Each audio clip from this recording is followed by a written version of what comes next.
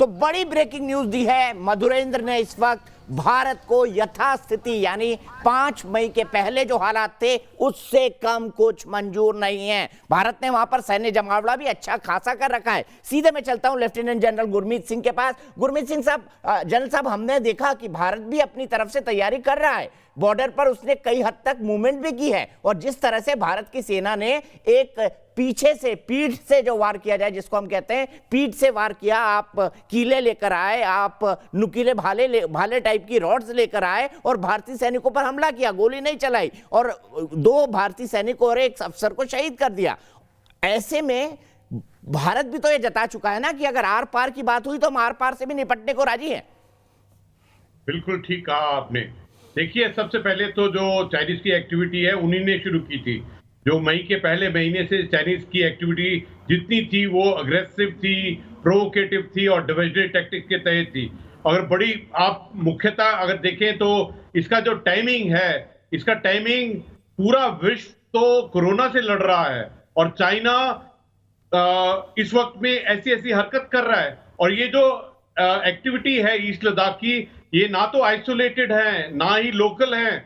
उसी समय के ऊपर में 9 मई को नॉर्थ सिक्किम में भी 2 पेट्रोल का फेस ऑफ हुआ, जिसके अंदर में 4 भारतीय और 7 चाइनीज को सोल्जर्स को चोट आई।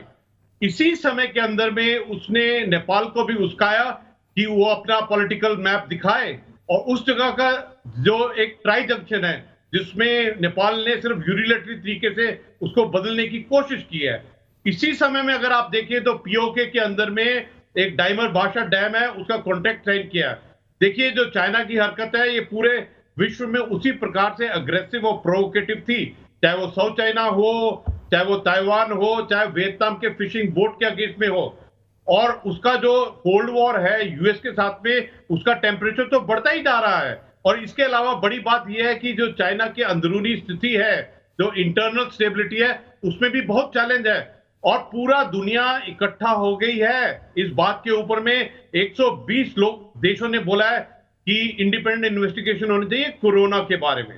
पहली बार विश्व के अंदर में जब वर्ल्ड हेल्थ असेंबली हुई थी, उसके अंदर में लोगों ने बोला है, 12 देशों ने बोला है कि जो ताइवान है उसने कोरोना में अच्छा काम किया है, उसका सिस्टम अच्छा है, उसकी डेमोक्रेसी अच्छी है, इसलिए वो ऑब्जर्वर बने।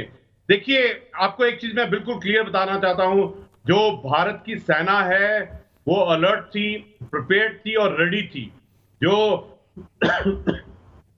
भारत की सेना है उसकी जो स्थिति है, उसकी जो मिलिट्री कैपेबिलिटी, कैपेसिटी और स्किल है वो बहुत ऊंचे स्तर की है।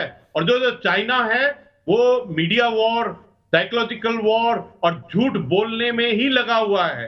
ये तो पूरा विश्व ने देख लिया है।